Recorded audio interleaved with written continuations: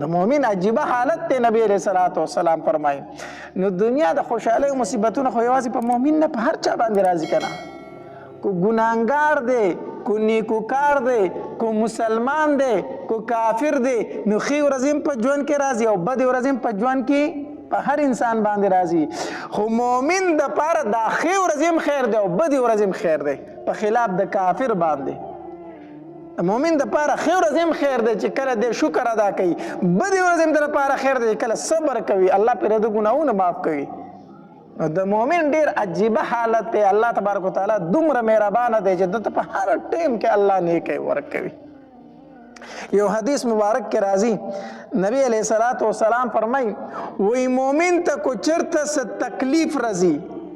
یا ورته څه ستړیوالی رسي یا ورته څه بیماری رسي یا ورته یو غم رسی، غم خو پرېږده وا چې د ده په زړه کې یو فکر وي، یو فکر وي ورسره، نو الله تبارک وتعالی کفر به من سیئاته، الله تبارک وتعالی په دې سره د ګناهونه معاف کوي. ستا په زړه کې یو خبره د تیریږي او را تیریږي او یره یو کار دی چې دا به کول غواړي او دا غم او دا فکر دی په زړه کې پروت دی، تر څو پورې چې دا فکر ستا په زړه کې اوړي او راوړي الله تبارک وتعالی به ستا ګناهونه معاف کوي، ګناهونه معاف کوي. دومره الله تبارک وتعالی څه دی؟ مهربان ذات دی. بلکې حدیث مبارک کې راځي عایشه بی فرمایي نبی علیہ الصلوۃ والسلام فرمایي چې د یو مؤمن په خپه کې ازغې مات شو صرف الله تبارک وتعالی په دې سره د درجې اوچتې کړې الله ګناهونه معاف کړو. لکه حدیث مبارک کې راځي نبی علیہ الصلوۃ والسلام فرمایي وای د مؤمن دا حالت ډیر څه عجیبه غونته کې حالت دی. نو د مؤمن دا حالت دا ډیر یو عجیبه حالت دی. کو چرته په ده باندې الله خوشحالي راولي نو هم د دپاره خیر دی او کو مصیبت پې راولي نو هم د دپاره خیر دی. ځکه نبی علیہ الصلوۃ والسلام فرمایي وایي چې کله دته خوشحالي ورسي او د الله شکر ادا کی نو فکان خیرا له، دا خو د دپاره غوره ده. الله پې خوشحالي راوسته او د الله شکر ادا کو، الله تبارک وتعالی پې دله نیکۍ ولیکي، د ده درجې اوچتې کړي. خو کو وان اصابته ضراء، کو چېرته الله تبارک وتعالی په ده باندې مصیبت راولي او تکلیف راولي او صبره، دا انسان څه وکړي؟ صبر وکي، نو بیا نبی علیہ الصلوۃ والسلام فرمایي وی فکان خیر له، دا د لپاره ښه دی، غوره دی. د مؤمن عجیبه حالت دی. کو مصیبت پې راغی او صبر یې وکړو هم ورله الله درجې اوچتې کړې او الله تبارک وتعالی د ده ګناهونه معاف کړو، او کو خوشحالي راغله او شکر یې ادا کړو بیا الله تبارک وتعالی د ده درجې اوچتې کړې او ګناهونه یې ورله معاف کړو. د مؤمن عجیبه حالت ته نبی علیہ الصلوۃ والسلام فرمایي. نو دنیا د خوشحالۍ او مصیبتونو خو یوازې په مؤمن نه په هر چا باندې راځي کنه، کو ګناهګار دی، کو نیکوکار دی، کو مسلمان دی، کو کافر دی، نو ښې ورځې هم په ژوند کې راځي او بدې ورځې هم په ژوند کې په هر انسان باندې راځي. خو مؤمن دپاره دا ښې ورځې هم خیر دی او بدې ورځې هم خیر دی په خلاف د کافر باندې. مؤمن دپاره ښې ورځ هم خیر دی چې کله دی شکر ادا کوي، بدې ورځ هم د لپاره خیر دی چې کله صبر کوي، الله پرې د ګناهونه معاف کوي. د مؤمن ډیر عجیبه حالت دی. الله تبارک وتعالی دومره مهربانه دی چې دته په هر ټیم کې الله نیکی ورکوي. یو حدیث مبارک کې راځي نبی علیہ الصلوۃ والسلام فرمایي وی مؤمن ته کو چرته څه تکلیف راځي یا ورته څه ستړیوالی رسي یا ورته څه بیماری رسي یا ورته یو غم رسی،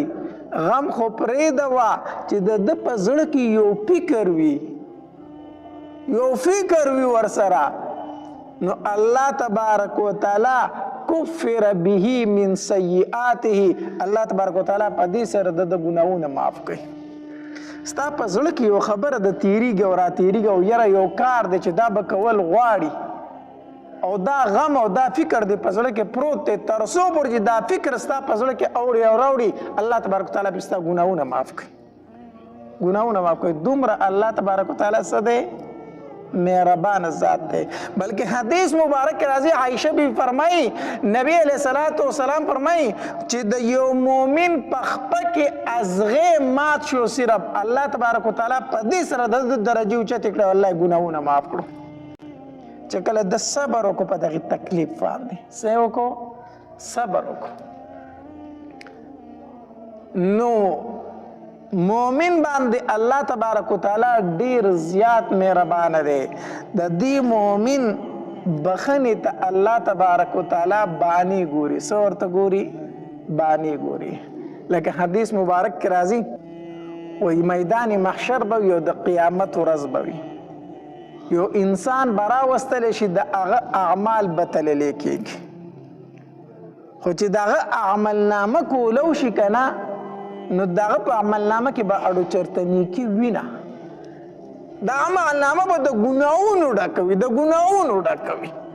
تش ګناه دی وایي دی چې دا خپل عملنامه ویني دی به ویریږي چې دا ما څومره ګناهونه د ځان سره راوړي زما خو یوه نیکي هم نشته دی وبه یریږي فرشتې به وغواړي چې دی جهنم ته ورته وکړي الله تبارک وتعالی وفرمایي ای فرشتو ولې ته دا عملنامه کې نیکۍ نشته ګناهونه پکې ډېر دي او الله د ګناهونو دفترونه یې ډک دي پیټې دي د ګناهونو الله چېرته نیکۍ اړو کړې نه ده الله تبارک وتعالی فرمایي ای فرشتو کو هر څومره ګناه ده خو زه یې بخم معاف کوم هر څومره ګناه یې چې کړې ده زه یې معاف کوم زه یې جنت ته داخلوم الله دې ته د الله فضل ویلی شي څه شی یو د الله فضل دی یو د الله حساب دی الله دې موږ د خپل حساب نه وساتي چې خپل حساب یې در سره شروع کو بیا د ذرې حساب دی ذرې حساب دی الله دې موږ د حساب نه وساتي ایو د الله فضل دی چې کله د الله فضل راغی که نه بیا د ګناهونو دفترونه چې دي نو دا معاف دي الله تبارک وتعالی وفرمایي زه یې معاف کوم ای فرشتو کو هر څومره ګناه دی زه جنت ته داخلوم زه جنت ته تو ای ګناهګار انسانه ته ما معاف کړي دا ګناهونه مې درته معاف کړو جنت ته ځه الله دی چې د جنت ته روان شي که نه او د خپلو ګناهونو ته ګوري نو ځان به ورته ملامته ښکاره شي کله ناکله یو انسان بل انسان له دومره مینه ورکړي چې سړی ملامته غونته شي دومره مینه ورله ورکړي دومره محبت ورله ورکړي دومره عزت ورله ورکړي چې سړي ته ځان ملامته ښکاري چېرې زه د دومره مینې او محبت او د عزت لایق خو نه یم څومره چې دا سړی ماته راکړي الله تبارک وتعالی به دې انسان له دومره مینه محبت ورکړي چې زه دا ټول ګناهونه مې درته معاف کړه جنت ته ځه حدیث مبارک کې راځي چې دی کله د جنت ته روان شي نو ځان به ورته ملامته ښکاري نو دی به راوګرځي الله اجازت شته زه تپوس وکړم اجازت ما ته شته زه یو تپوس وکړم د الله تبارک وتعالی د دربار نه به ورته اجازت میلو شي او تپوس کولی شي بنده وایه څه دي الله ما ته خو زما ورځې هم معلومې دي ما ته خو زما شپې هم معلومې دي ما چېرته په خپل ژوند کې په شپه ورځ کې نیکي کړې نه ده الله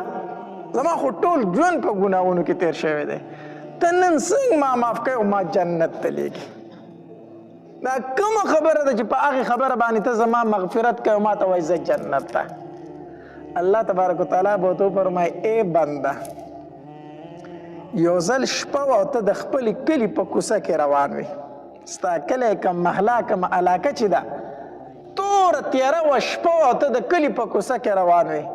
تا په یو تیږه باندې ټکره وخوړله په لاره کې تیاره وه او په یو تیږه دې څه وخوړه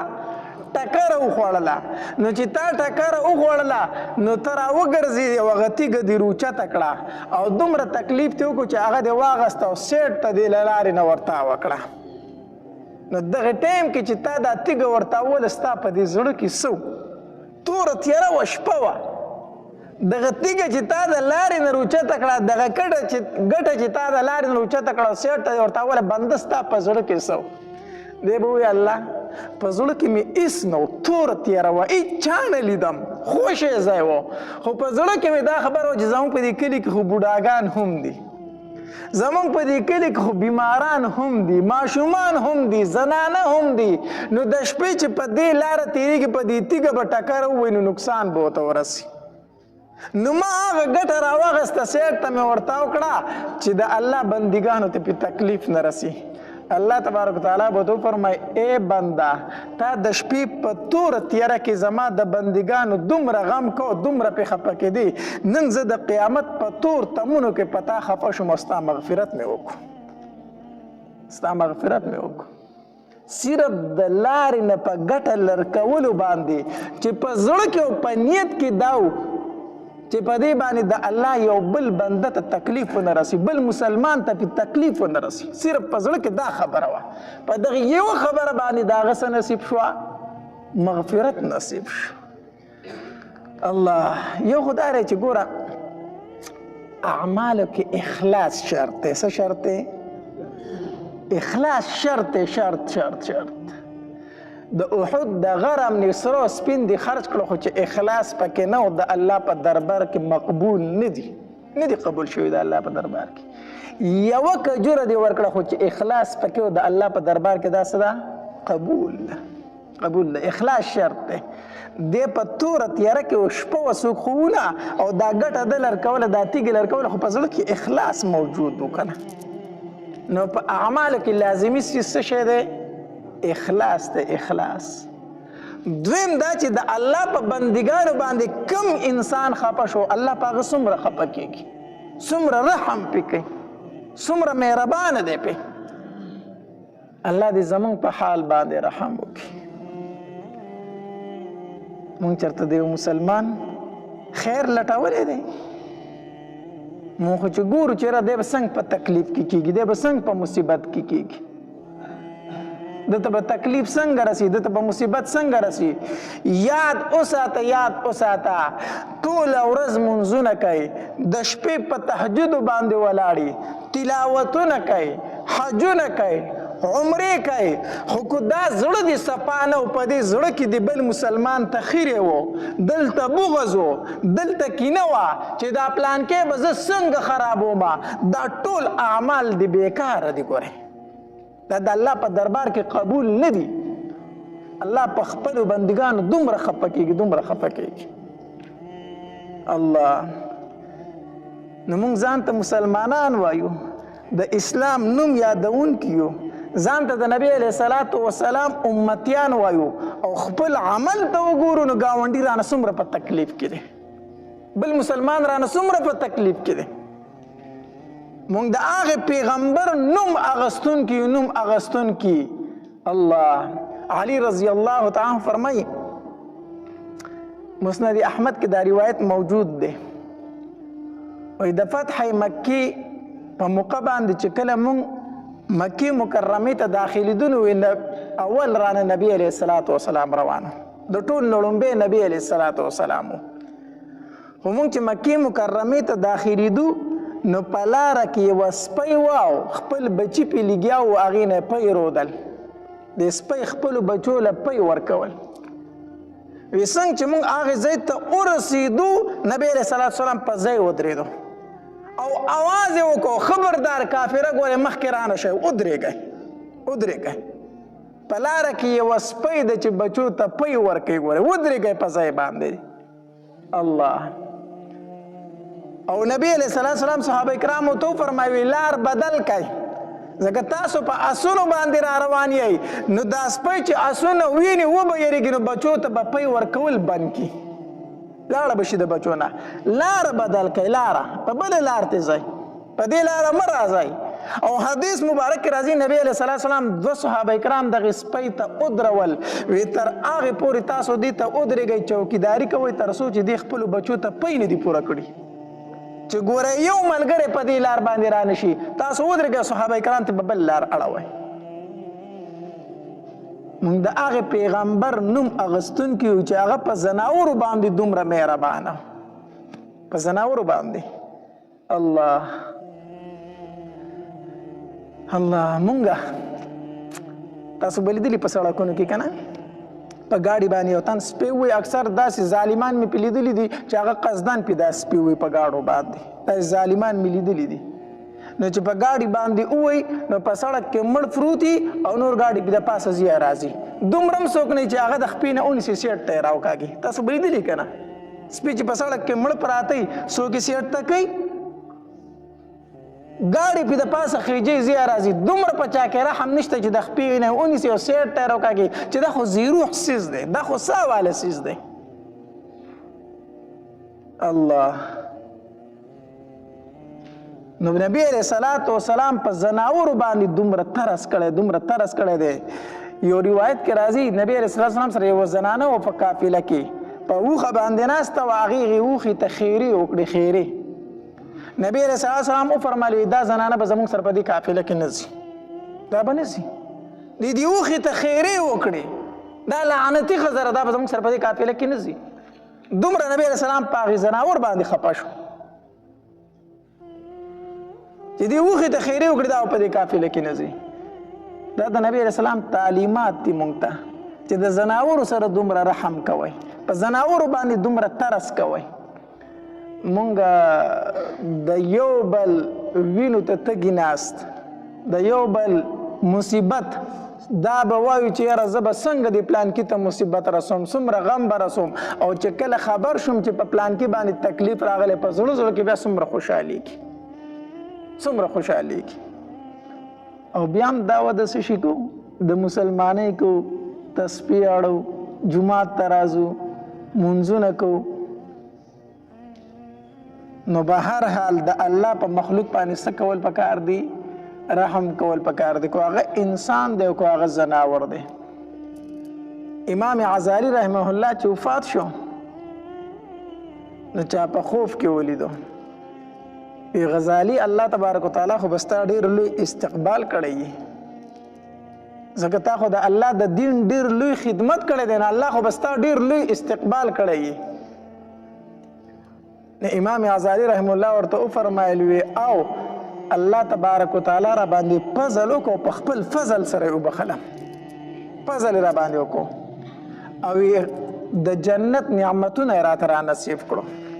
په کوم عمل باندې الله تبارک وتعالی وبخلی امام غزالی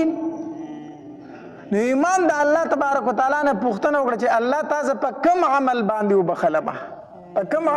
وبخلم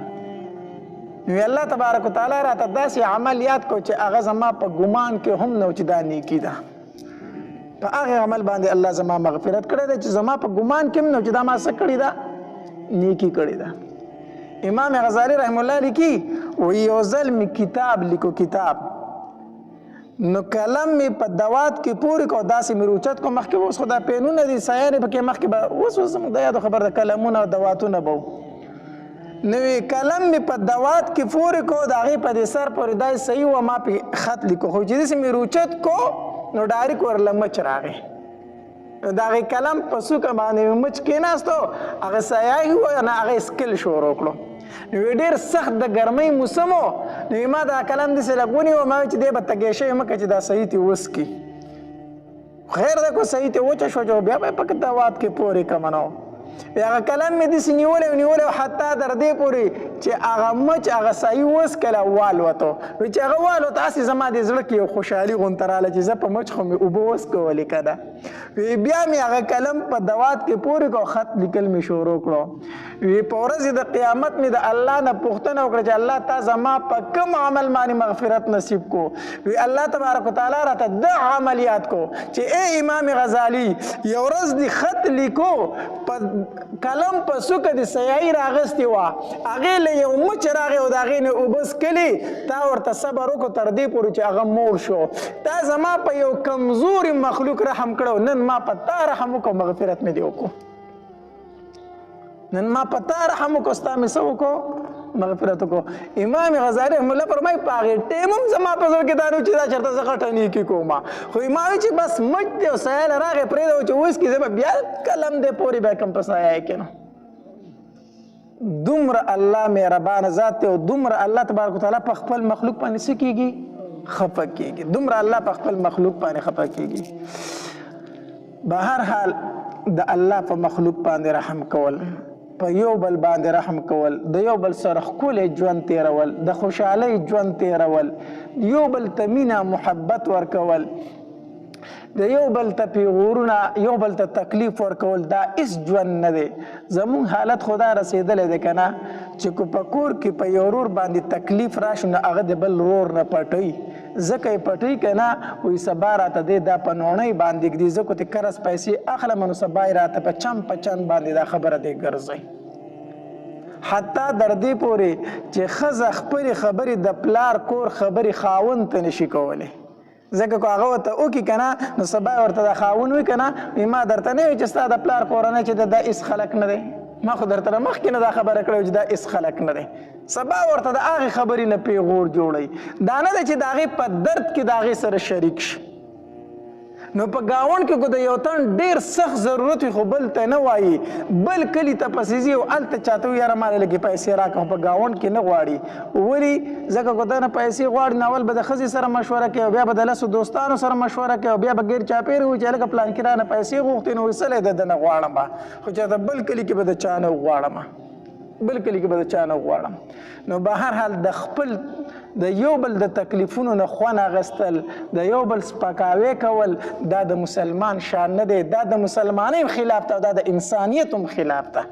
د انسانیت هم خلاف ته به هر حال انسانیت دا دی مسلمانی دا ده چې موږ په مشکل کې یو بل ته لاس ورکو یو بل روچت کو د مصیبتونو نه 2025 ختم شو 2026 شروع شو نوی کال شروع شو د نوي کال پر راتلو باندې خلکو خوشحالۍ وکړي چا کیکونه کټ کړل چا د شپې ګډاګانې وکړي چا مجلسونه وکړل چا څه وکړو چا څه وکړو دومره نافوه خلک یو چې یو شی مو د لاس نه ووتل نو په هغې مونږ خوشحالۍ وکړي تاوان مو وکړو نو په هغې مو خوشحالي وکړه عام طور پر خلک خوشحالي په هغې څیز کوي چې لاس ته یې راشي او چې د لاس نه یې وځي په هغې باندې څه کوي خفګان کوي مونږ چې د لاس نه ووتو په هغې خو خوشحالي وکړله یو کال زمونږ د ژوند نه لاړو 2025 زمونږ د ژوند نه ووتو عمر مو کم شو نو پکار خو دا وه چې په دې باندې مونږ غم کړی وی خفګان کړی وی مونږ پې څه وکړله خوشحالي وکړله مونږ له دا حساب پکار دی چې کال روغ تیر شو په دې کال کې ما نیکۍ څومره کړي دي ما الله څومره رضا کړی دی ما ګناهونه څومره کړي دا حساب د ځان سره پکارو عبدالله ابن مسعود رضی الله تعالی عنه فرمایلو وی زما چې یوه ورځ داسې تېره شي چې په هغې کې ما د الله ذکر کم کړی وي که نه وی په هغې ورځ باندې ما ته ډېر افسوس وي یو ورځ زما د ژوند نه داسې لاړ چې ما پکې الله لږ کم یاد کړی و زه ټول عمر په هغې ورځ باندې افسوس او جړا کوم چې دا ورځ خو دوباره زما ژوند ته نه راځي دا خو لاړه زمانه او په دې کې ما الله کم یاد کو مونږ روغ کال زمونږ نه تیر شو پکار دا و چې په دې کال کې مونږ د ځان سره حساب کړی وی خو که ما پکې نیکۍ کارونه ډېر کړي یقینا ماله پې خوشحالي پکار وه خو که زما نه پکې د ګناهونو کارونه ډېر شي بیا پې ماله جړا پکار وه خوشحالي نه وه پکار بیا پې مونږ له جړا پکار ده غم پکار دی نو دا نور څه نه دي مونږ په دې باندې پوه هم نه یو خو دا بس دغه یهود او نصواره په دغه شپه باندې خوشحالۍ کوي چې مونږ هم کوو فکر راته هم نشته چې دا خوشحالي مونږ ولې کوو روغ کال زما د ژوند نه تیر شو لاړو ووتو زه پې خوشحالي ولې کوم پوه پې نه یو خو صرف یهود او نصواره یې کوي نو مونږ هم کوو حالانکې حدیث مبارک کې راځي نبي علیه السلام فرمایي من تشبه بقوم فهو منهم چا چې د یو قوم مشابهت اختیار کو دیم د هغې نه شو نو مونږ په دغه شپه باندې کیکونه کټ کول ډانسونه کول خوشحالۍ کول چراغا کول د دې مونږ ته هېڅ حقیقت نه دی معلوم خو صرف د دې وجې نه کوو چې یهود نصارا کوي بس مونږ هم کوو د هغې په تابعدارۍ کې لګیا یو حدیث مبارک کې راځي نبي علیه السلام فرمایي وایي په اخره زمانه کې به دا مسلمانان د یهودو او د نصارو داسې تابعداري کوي که هغوی په یوه سوړه ننوځي نو دوی به هم ننوځي چې دغلته څه چل دی یو سوړه هغوی ننوتل که نه دی به پسې هم ننوځي ځان به تکلیف کوي چې په دې سوړه کې دننه څه چل دی چېرته داسې به تابعداري دی د هغې نو عبدالله ابن مسعود رضی الله تعالی عنہ فرمایل وی زما چې یوه ورځ داسې تېره شي پای کې ما الله کم یاد کړی په هغې ورځ باندې زه افسوس کومه غم کومه چې دا ورځ زما د ژوند نه ووتله او ما پکې الله کم یاد کړو. عبدالله ابن مسعود رضی الله تعالی عنہ دا خو عجیبه صحابي دی که نه، امین الامه ورته ویلی کېږي، د امت امین دیانتدار انسان. او د د ایمان راوړلو واقع هم ډېره د د دیانتداري ګرځېدلې وه. ایمان راوړلو واقعه هم د د دیانتداري ګرځېدلې وه، سبب یې دا دیانتداري ګرځېدلې وه.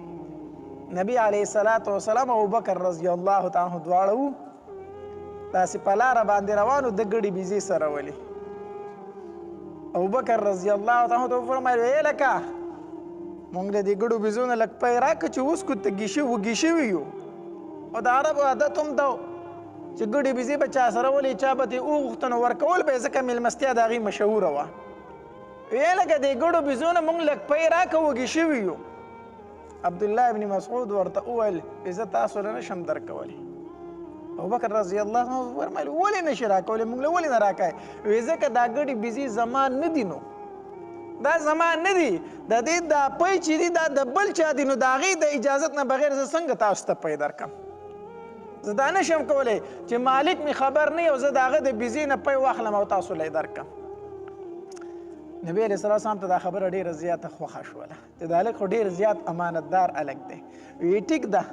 مونږ له د دې بیزو نه داسې بیزه راکړه چې پکې پی نه وي، داسې بیزه راکړه چې پکې څه نه وي، پی نه وي. نو چې پکې پی نشته خو دا مالک کیسه پکې نشته، هغې کې خاصې پی نشته دی، مونږ له دا بیزه داسې راکړه چې پی دې پکې نه وي. وی ټیک ده دغه چیلۍ د پی پکې نشته، وچه چیلۍ ده، دغه ځان له پی واخله. حیران شو چې دوی په وچه بیزه څه کوي. نبی علیه الصلاة وسلام له چا چیلۍ راوستې شوه، نبی علیه السلام بسم الله وویل او د هغې غولانځ ته یې لاس کو، چې څنګه یې غولانځ ته لاس کو د هغې تیان د هغې غولانځ د پیو نه ډکه شوله. نبی علیه الصلاة وسلام تی پی واغستلو، په خپله یې مسکل، ابوبکر رضی الله عنه مسکل، او ابوبکر دې هلک له دې ورکړه چې دی موړ شي، د عبدالله ابن مسعود له دې ورکړه چې دی ته هم پی وسکي، دی ته هم موړ شي. هغه ته هم پی واغستل، موړ شو. چې دا واقعې ولیده چې وچه بیزه و هغه په ده باندې زنده شوله، د هغې وجې نه عبدالله بن مسعود رضی الله عنه بیا په نبي علیه السلام ایمان راوړو. نو عبدالله بن مسعود رضی الله تعالی عنه به فرمایل وی زما د ژوند چې یوه ورځ هم داسې لاړه چې په هغې کې ما الله کم یاد کړی دی، نو په هغې باندې ما ته افسوس او واویلا ده چې دا ورځ زما ژوند ته بیا نه راځي. نو به هر حال د رجب میاشته په دې کې د رمضان المبارک د روجو دپاره تیارې پکار دی. نبی علیه الصلاة وسلام به د دې میاشت نه د روجو تیارې کو، د رمضان المبارک د میاشتې تیارې به یې کو. او چې رمضان المبارک شروع شو نو حدیث مبارک کې راځي، عایشه بیبي فرمایي رضی الله تعالی عنها وی نبی علیه الصلاة وسلام به خپل لنګ ټیټ کو، کلک پی کو. چې د رمضان مبارک میاشت په شروع شوه، نبی علیه السلام به خپل لنګ کلک وتړو، مطلب دا دی خلک چې ملا ورته وتړه. نبی علیه السلام به د الله عبادت ته ملا وتړله. په فرض عبادت کې به نبی علیه السلام بیا د هیڅ رعایت نه کو. حدیث مبارک کې راځي، عایشه بیبي فرمایي رضی الله تعالی عنها وی نبی علیه الصلاة وسلام به زمونږ سره ناستو، ښه مشغول و او خبرې اترې به راسره کولې، خو چې کله به اذان وشو نبی علیه السلام به واورېدو، نبی علیه السلام به مونږ داسې هیر کو ګویا چې مونږ پیژنیم نه، نبی علیه السلام به مونږ طرف ته داسې اړو توجه نه کوله، ټوله توجه به خپل عبادت ته وکړه. عایشه بیبي فرمایي هنګې د عایشه بیبي سره د نبی علیه السلام څومره مینه وه، څومره محبوب ترین بیبي وی ده د نبی علیه السلام چې د عایشه بیبي سره کومه مینه وه که نه، د هغې مثال نه مخکې تیر شوی دی، نه به اوس راشي چېرته، هغې مثال نشته دی. دومره د نبی علیه السلام د عایشه بیبي سره مینه وه. خو چې کله به وي اذان وشو نو نبی علیه السلام به مونږ داسې حسابولو ګورو چې مونږ پیژنیم نه، خپله ټوله توجه به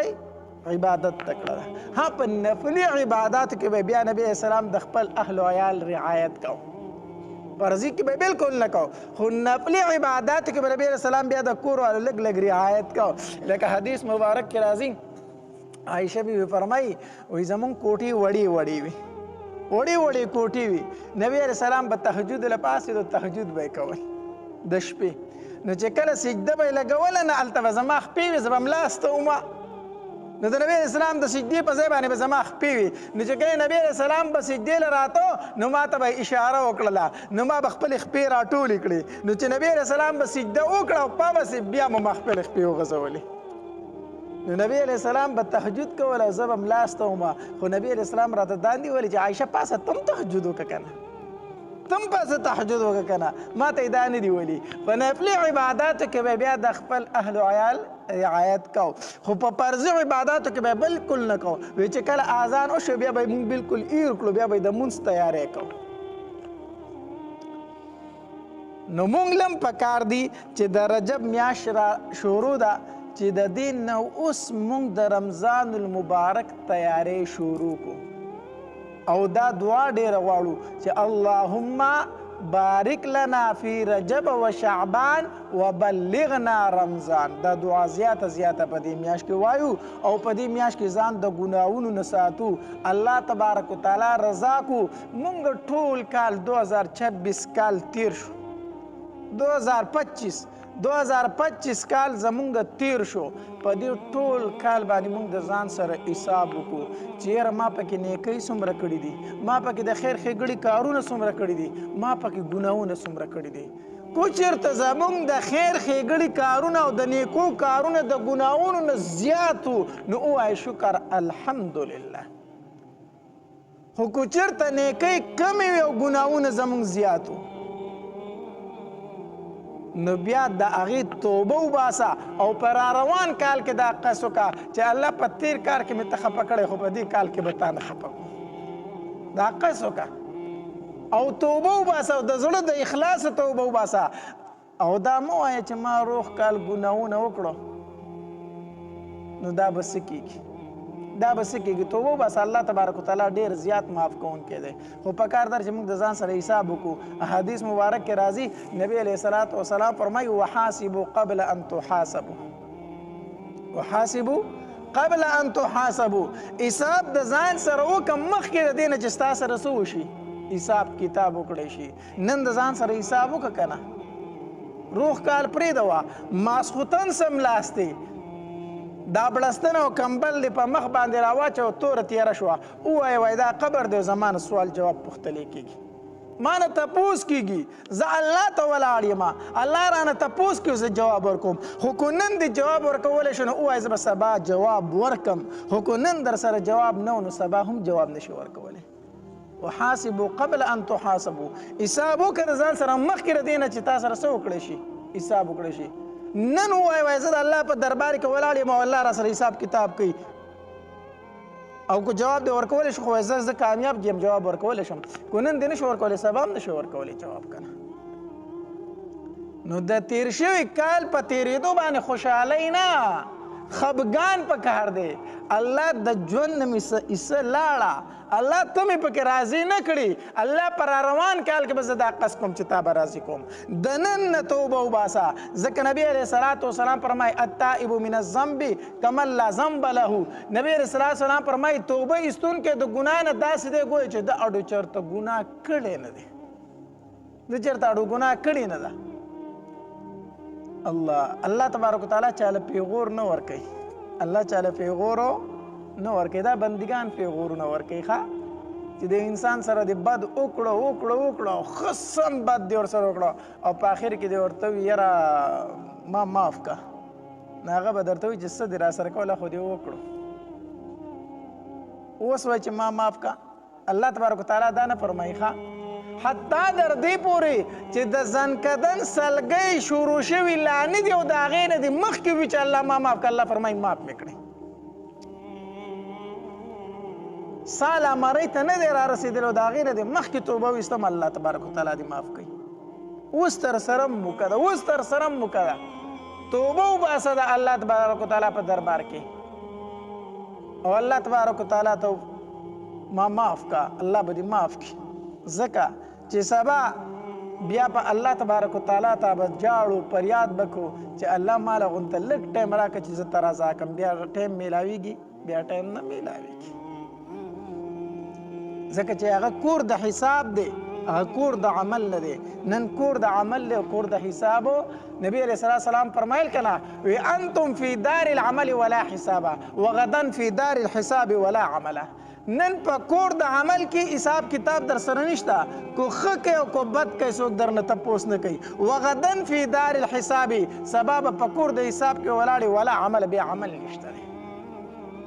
بیا عمل نشته. بیا به الله تبارک وتعالی ته ډېر چغې وایي، فریاد به کوي، الله ماله یو 15 منټه راکړه، الله ما دې دنیا ته لږ غونته ولېږه چې تا رضا کړم. خو بیا واپسې نشته دی، بیا واپسې نشته دی. نن هغه مهلت مونږ له راکړی دی، هغه موقع الله تبارک وتعالی مونږ له راکړې ده چې الله تبارک وتعالی پکې مونږ رضا کو. رونو د رجب میاشته بختوره میاشته را روان پسې بیا شعبان دی، هغه هم ډېره بختوره میاشته. نو چې دا 2 میاشتې مونږ دومره تیاری وکړو چې د رمضان المبارک روجې نیسو چې هغه راباندې بیا بوج کېږي نه. او په دې میاشتو کې دا دعا کوي چې الله تبارک وتعالی ما ته رمضان المبارک میاشت ته ورسوه، الله ما د رمضان میاشت ته ورسوه، ځکه د رمضان المبارک میاشت ته رسېدل دا د الله د طرف نه لوی نعمت دی په انسان باندې. کله چې ته د رمضان المبارک میاشت ته ورسېدې دا په الله په تا باندې رحمت وکړو، نعمت یې در باندې وکړو. ولې؟ ځکه چې په رمضان المبارک په میاشت کې الله تبارک وتعالی بیا نفل په فرضو بدلوي او فرض په 1 اویا دی. یو فرض په 80 باندې بیا یو فرض په 80 بدلېږي. نو دا د الله د طرف نه نعمت دی که نه دی؟ دا د الله د طرف نه لوی نعمت دی. د دې وجې نه په دې میاشتو کې دعا غواړه، الله ما د رمضان المبارک میاشت ته ورسوه. او چې د رمضان المبارک میاشت ته ورسېدې نو بیا پکې ځان ښه ستړی که د رمضان المبارک په میاشت کې. رونو د رجب میاشت شروع ده. ما درته اوس وویل چې حدیث مبارک کې راځي په رجب کې ګناه د نورو میاشتو د ګناه نه زیات بدتر دی، او د رجب په میاشت کې نیکي د نورو میاشتو د نیکۍ نه زیاته بهتر ده. نو چې په دې میاشت کې مونږ په خصوصي توګه باندې ځان د ګناه نه وساتو. پکار دا چې ټول عمر مونږ ځان د ګناه نه ساتو، خو بیا هم بنده دی کله کله کوتاهۍ ته کېږي. په دې میاشت کې مونږ په خصوصي توګه باندې ځان د ګناه نه ساتو. ټول کال د الله تابعداري پکار ده او نیکۍ کارونه پکار دي، خو د رجب په میاشت کې په خصوصي توګه باندې نیک اعمال پکار دي. او دغه رنګې د پیر او د جمعرات په ورځ باندې، د څلورمې او د زیارت په ورځ باندې په خصوصي توګه باندې روژه نیول پکار دي. دا خو ټوله میاشت ته کولی شي، ټول کال یې کولی شي، ځکه چې په دغې ورځو باندې د انسان اعمال د الله په دربار کې پیش کیږي. نو چې کله زما او ستا اعمال د الله دربار ته ځي چې مونږ روژه نیولې وي، ځکه په عباداتو کې بهترین عبادت چې دی هغه روژه ده. الله تبارک وتعالی د عمل کولو توفیق رانصیب. حدیث مبارک کې راځي نبی علیه السلام فرمایي کله چې د رمضان المبارک میاشت شروع شي، الله تبارک وتعالی د جنت کې د خوشبو یو لوګی ورکي چې د هغې په ذریعې سره دا تمام جنت د خوشبویانو نه ډک شي. او بیا حدیث مبارک کې راځي نبی علیہ السلام فرمایي وی د کال د شروع نواله تر کال تر اخره پورې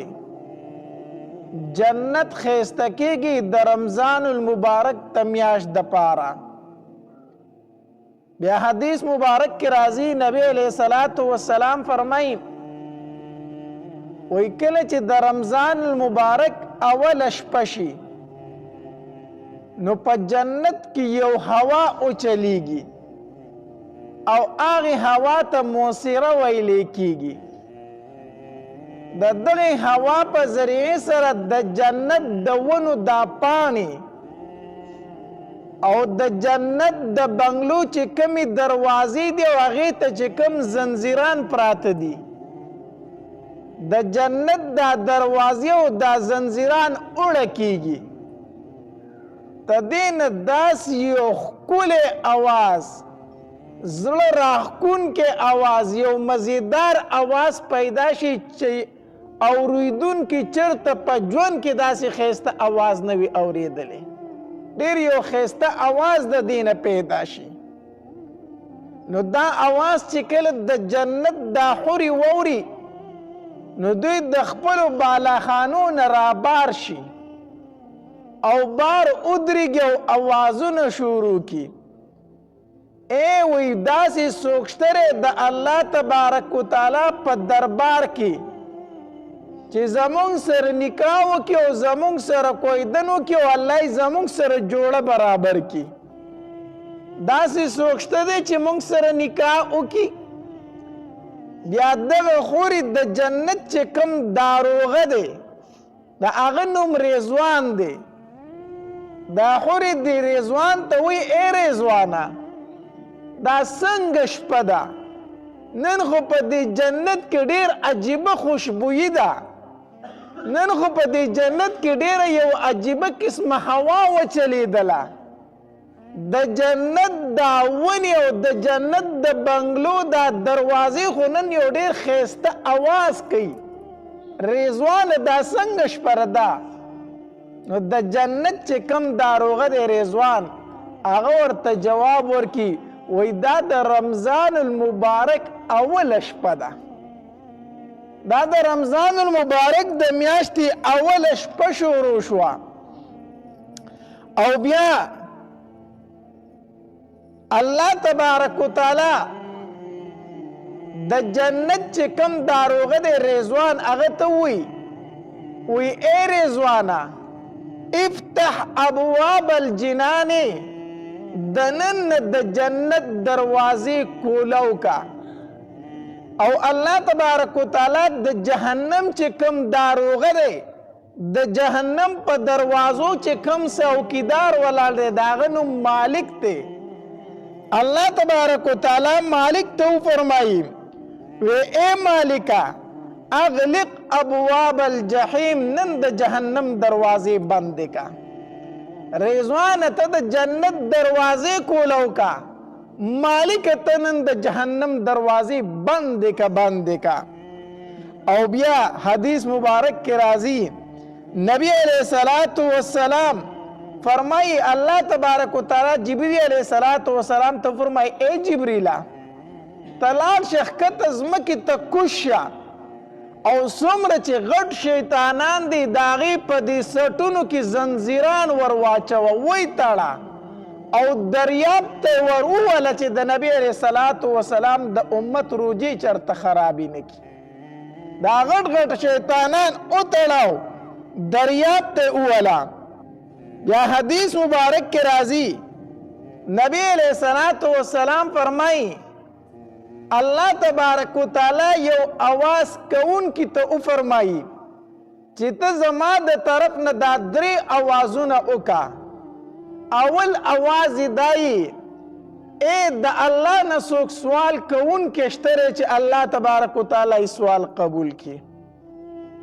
اے د الله په دربار کې څوک توبه وستون کې شته چې الله توبه قبول کړي.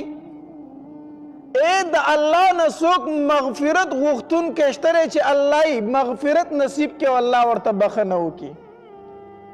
د الله د طرف نه هر شپه دا درې اوازه کیږي زما نه وغواړه چې زه درکړمه، ما ته توبه وباسه چې توبه دې قبوله کړمه، ما ته د خپلو ګناهونو جړا وکړه چې زه دې مغفرت نصیب کړمه. حدیث مبارک کې راځي نبی علیه الصلاة وسلام فرمایي هغې ذات ته تاسو قرض ورکئ، قرض چې هغه پوره ورکوونکی دی، پوره بدله ورکوونکی دی، هغه د څه شي کموونکی نه دی، هغه ډېر غني ذات دی. نو هغې غني ذات ته قرض ورکړه چې هغه درته پوره بدله د هغې درکړي. او بیا حدیث مبارک کې راځي نبی علیه الصلاة وسلام فرمایي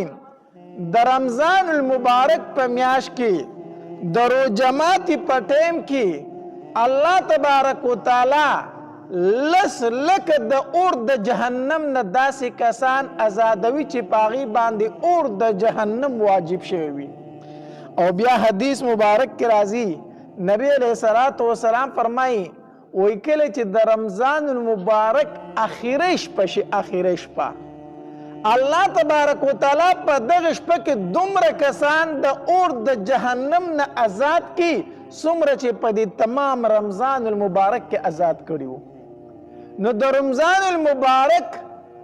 پر جماعت په ټیم کې په یوه ورځ کې الله لس لکه خلک د اور د جهنم نه آزادو. نو چې کله اخیری شپه شوه نو چې په دې تمام رمضان کې الله څومره کسان د اور د جهنم نه آزاد کړي په دغه یوه شپه کې الله د دې کسان د اور د جهنم نه آزاد کړي. او بیا حدیث مبارک کې راځي نبی علیه الصلاة والسلام فرمایي وایي کله چې د لیلة القدر شپه شي کله چې د لیلة القدر شپه شي جبریل علیه الصلاة والسلام ته الله تبارک وتعالی وفرمایي ای جبریله ځان سره فرشتي ملګري کا او ښکته ځمکې ته کوز شه. جبریل علیه الصلاة والسلام د فرشتو په لښکر کې ښکته ځمکې ته راکوز شي او حدیث مبارک کې راځي وایي د جبریل امین سره شنه جنډه وي او د خانه کعبې په چت باندې خښه کې او د جبریل علیه الصلاة والسلام 100 وزرې دي 100 وزرې الله ولا 100 وزرې ورکړي دي. په دغه شپه باندې جبریل علیه السلام خپلې 2 وزرې کولاو کې چې تر مشرق نه واله تر مغربه پورې دا ټوله فضا په خپلو وزرو باندې پټه کړي. او بیا جبریل علیه الصلاة والسلام فرشتو ته وفرمایي ای فرشتو لاړې شئ په دنیا کې خورې شئ دنیا کې وګرځئ خورې شئ او په نن شپه کې چې د نبی علیه الصلاة والسلام په امتیانو کې څوک ولاړ دی څوک ناست دی څوک په مانځه باندې دی څوک په ذکر و اذکار کې دی په هر قسم عبادت کې چې مشغوله دی په هغه باندې سلام واچوئ او مصافحه ورسره وکئ. نو چې کله سحر شي نو جبریل علیه الصلاة والسلام فرشتو ته وایي ای فرشتو زه چې زو اسمان ته خیجو فرشتې ورته وایي جبریله الله تبارک وتعالی د امت محمدیه صلی الله علیه وسلم متعلق څه فیصله وکړه د دوی متعلق څه معامله وفرمایله. جبریل علیه الصلاة والسلام ورته فرمایي فرشتو ته ای فرشتو الله تبارک وتعالی د نبی علیه الصلاة والسلام تمام امت معاف کو سیوا د څلورو کسانو نه صحابه کرامو چې دا خبره واورېده نو د نبی علیه الصلاة والسلام نه پوښتنه وکړه وی د الله پاک پیغمبر دا څلور بدبخت څوک دي چې الله تبارک وتعالی ورته په لیلة القدر شپه کې مغفرت نه نصیب کوي دا څوک بدبخت دي الله پاک پیغمبر دا خو راته ووایه که نه. نبی علیه الصلاة والسلام ورته وفرمایل مدمن خمر اول په هغې کې شرابي انسان دی شرابي انسان د لیلة القدر په شپه باندې الله تمام مسلمانانو ته مغفرت نصیب کو خو هغه مسلمان یې پکې اون نه بخو کم مسلمان چې به شراب څکي. شراب حرام دی رونو شراب د ګناهونو جرړه ده علما لیکي هر غټه نشته مراد ده شرابم انسان نشه کوي نور غټې نشیم دي چرس دی پوډر دی اپیم دی ایس دی یا بل نشه ده بل نشه ده چې کله انسان نشه وکړي د په خپله مور باندې بیا نه دی د مور عزت نه پیژني د خور عزت نه پیژني د لور عزت نه پیژني د په ډاکه باندې نه دی د په غلا باندې نه دی د بل مسلمان په بېعزتۍ باندې نه دی دا نشه د ټولو ګناهونو جرړه اول دا انسان په خپله بربادوي او بیا تمامه معاشره بربادوي. نشه حرامه ده ګناه ده الله تبارک وتعالی د لیلة القدر په شپه باندې شرابي انسان نشه انسان ته مغفرت نه کوي. دویم نبی علیه الصلاة والسلام فرمایل وعاق لوالدیه د مور او پلار نافرمان بچی ته پکې الله مغفرت نه کوي. د لیلة القدر شپه ده مونږ چې ورته ښه شپه وایو دی راغلی د جومات ته په تهجد ولاړ دی تهجد یې وکړو الله ته لاس پورته کړو په جړا شو الله ما معاف کا الله ما معاف کا الله ما معاف کا الله تبارک وتعالی ورته فرمایي نه دې معاف کوم ستا نه مور خفه ده او ستا نه پلار خفه دی راغلی ما ته په مسجد کې ولاړې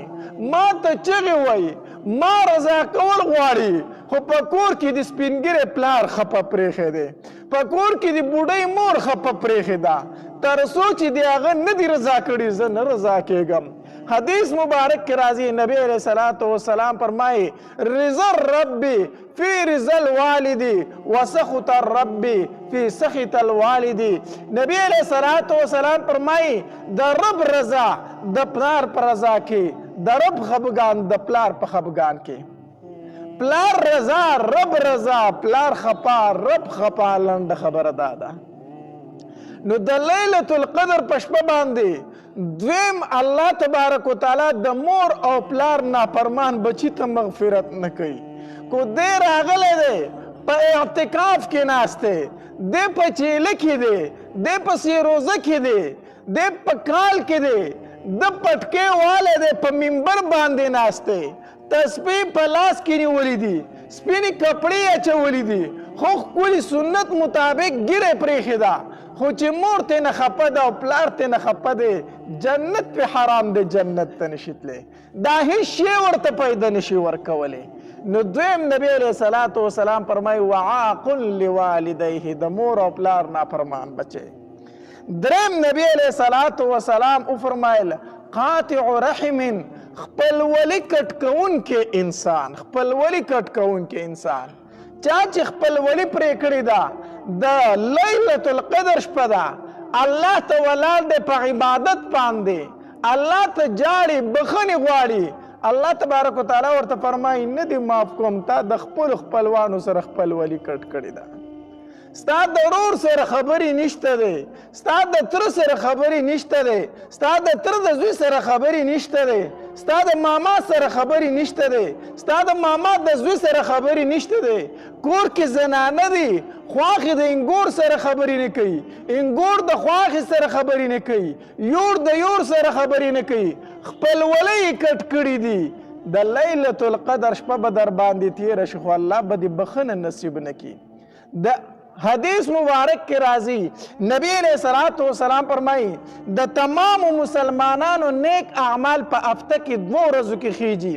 د څلورمې د ګل په ورځ باندې او د زیارت په ورځ باندې دا نیک اعمال بر اسمان ته وخیږي الله تبارک وتعالی فرشتو ته فرمایي د دې تمام مسلمانانو دا نیک اعمال قبول کړي خو د هغه 2 انسانانو نیک اعمال مقبلوي کوم 2 انسانان چې د یو بل سره خبرې نه کوي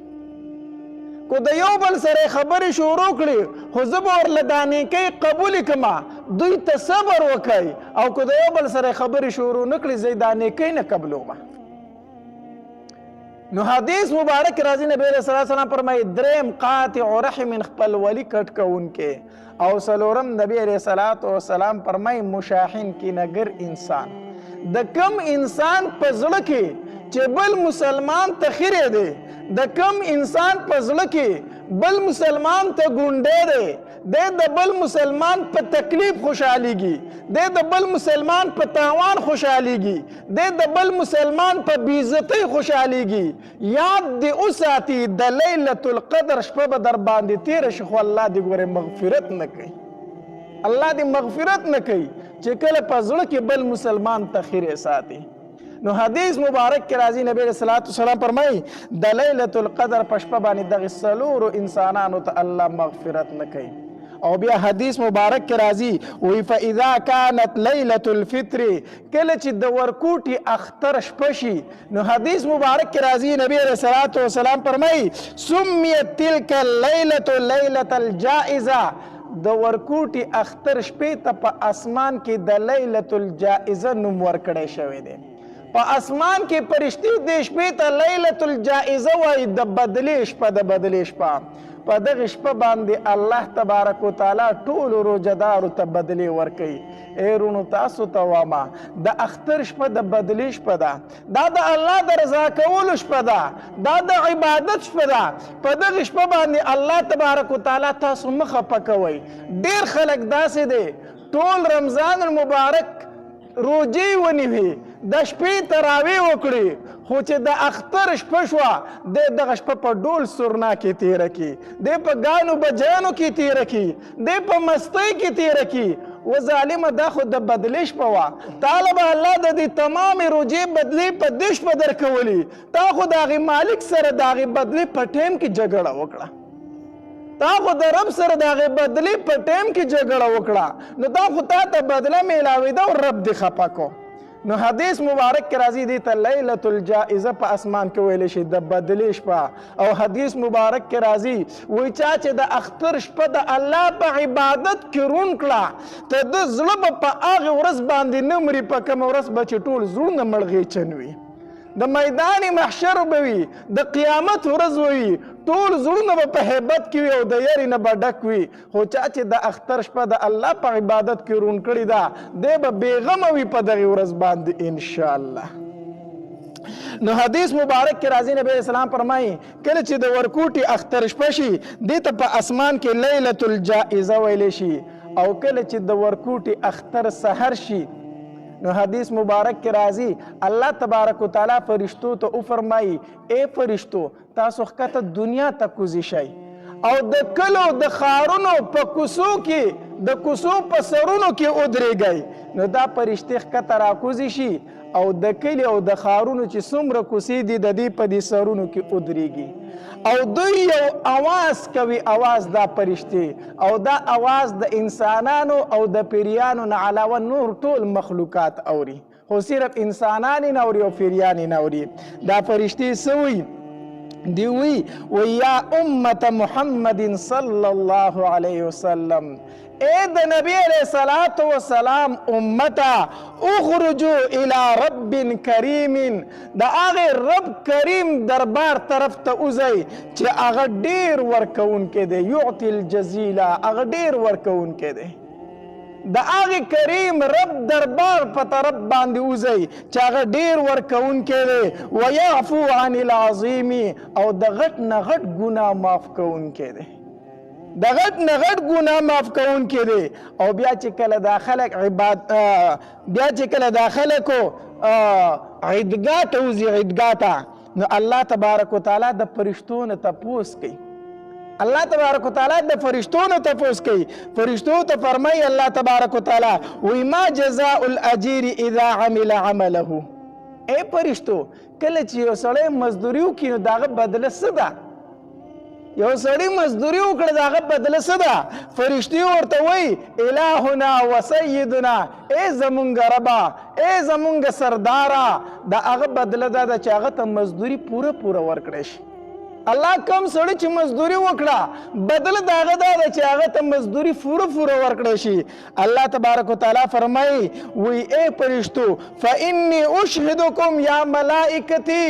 اے فرشتو زه تاسو ګواه کوم، تاسو ګواه اوسئ چې دې خلکو ما ته د رمضان المبارک روجې ونیوي او د شپې تراویح ورکړي، د هغې په بدل کې ما دوی ته خپله رضا ورکړه او دوی ما معاف کړو. اے فرشتو تاسو ګواه اوسئ، ګواه، دوی د رمضان المبارک روجې ونیوي او د شپې تراویح وکړي، د هغې په بدل کې ته زه راضي شوم او ما دوی معاف کړه، ما د دوی مغفرت نصیب کو. او بیا حدیث مبارک کې راځي الله تبارک وتعالی فرمایي بندګانو ته، الله تبارک وتعالی فرمایي وی ای زما بندګانو نن زمانه په دې عیدګاه کې سوال وکئ، په دې عیدګاه کې نن زمانه وغواړئ، فوعزتي وجلالي، زما دې په خپل عزت باندې قسمي، زما دې په خپل جلال باندې قسمي، زما دې په خپل لوی شان باندې قسمي، د آخرت متعلق چې رانه څه غواړئ هغه در کومه، او د دنیا متعلق چې رانه سوال کوئ په هغې کې ستاسو مصلحت ته ګورمه، که ستا پکې خیر وي خو درې کمه، او که ستا پکې خیر نه وي نو نه یې در کومه، هغه دعا درله زه آخرت ته سنبال کم. ډېر کله سړی په دنیا کې ځان له غټې غټې دعاګانې غواړي، الله ماله دا راکه، ماله دا راکه، ماله دا راکه، هغه ورته میلو نشي، ځکه دی د خپل خیر نه خبر نه دی او الله تبارک وتعالی ته پته وي چې دی کومه دعا غواړي په دې کې د دپاره خیر نشته دی. نو الله تبارک وتعالی ورله دغه دعا بېکاره نه کړه، الله تبارک وتعالی ورله دغه دعا آخرت ته سنبال کړي. ته خو دنیا کې دا سیزونه غواړي خو الله درله دغه دعا آخرت ته سنبال کړه. د دې وجې نه حدیث مبارک کې راځي نبی علیه صلات وسلام فرمایي و یو انسان به الله تبارک وتعالی ته د قیامت په ورځ وفرمایي الله ما درنه ډېرې دعاګانې غوښتې وي خو الله تا راله نه وي قبول کړي. ما ډېرې دعاګانې غوښتې وي خو الله تا راله نه وي قبول کړي. الله تبارک وتعالی به ورته وفرمایي ما درله قبول کړي دي او د هغې دعا په بدل کې مې په جنت کې تاله دا منزل درکړی دا درکړی دی. وی دی به ارمانو کې چې الله په دنیا کې دې راله یوه دعا نه وی قبول کړی څومره به ښه وه چې الله دا ټولې دعاګانې دې راله آخرت ته سنبال کړی وی نو څومره به ښه وه چې په دنیا کې نه وي قبول شوی. نو الله تبارک وتعالی فرمایي د آخرت متعلق چې رانه کم سوال نن په دې عیدګاه کې کوئ زه ستاسو مصلحت ته ګورم کو په دې دعا کې د دنیا خیر خو په دنیا کې درکم او کو دنیوي خیر دې پکې نه وي نو بیا درله آخرت ته دا سنبال کما. او بیا حدیث مبارک کې راځي نبی علیہ الصلوۃ والسلام فرمایي الله تبارک وتعالی فرمایي ای زما بندګانو زما د خپل عزت قسمی زما د خپل لوی شان قسمی تر څو چې تاسو زما خیال ساتئ زه به ستاسو په غلطو باندې پردې راچومه زه به ستاسو په غلطو پردې راچوم تر هغې پورې تر څو چې تاسو زما خیال ساتئ. او بیا حدیث مبارک کې راځي نبی علیہ الصلوۃ والسلام فرمایي الله تبارک وتعالی فرمایي زما د خپل عزت قسمی زما د خپل لوی شان قسمی زما د خپل جلال قسمی د قیامت په ورځ به زه تاسو د کافر وړاندې چېرته رسوا نه کړمه. حدیث مبارک کې راځي چې کله په جهنم کې مسلمانان او کافر ټول پراته وي نو دا کافر به د مسلمانانو ته پیغور ورکي وایي تاسو د الله عبادت کو الله خو یو منو نبی علیہ السلام خو د الله پیغمبر منو نو څه وشو تاسو هم په دې جهنم کې پراته یو مونږ هم په دې جهنم کې پراته یو. دا کافر به د مسلمانانو له پیغور ورکي الله تبارک وتعالی به د دغې پیغور نه وروستو چې په جهنم کې څومره مسلمانان دي دا ټول به ترې نه وباسي ټول مسلمانان به د جهنم نه وباسي. الله تبارک وتعالی به یو مسلمان په جهنم کې پرې نه دي. نو الله تبارک وتعالی فرمایي زما د خپل عزت قسمی زما د خپل لوی شان قسمی زه به تاسو کافرو ته چېرته رسوا نه کړم په ورځې د قیامتو. او بیا حدیث مبارک کې راځي الله تبارک وتعالی فرمایي ای زما بندګانو تاسو زه رضا کولم که نه نو زه درنه رضا شومه تاسو زه رضا کولم زه درنه رضا شومه او زه کورونو ته د عیدګاه نه په داسې حالت کې چې تاسو ته ما مغفرت وکړو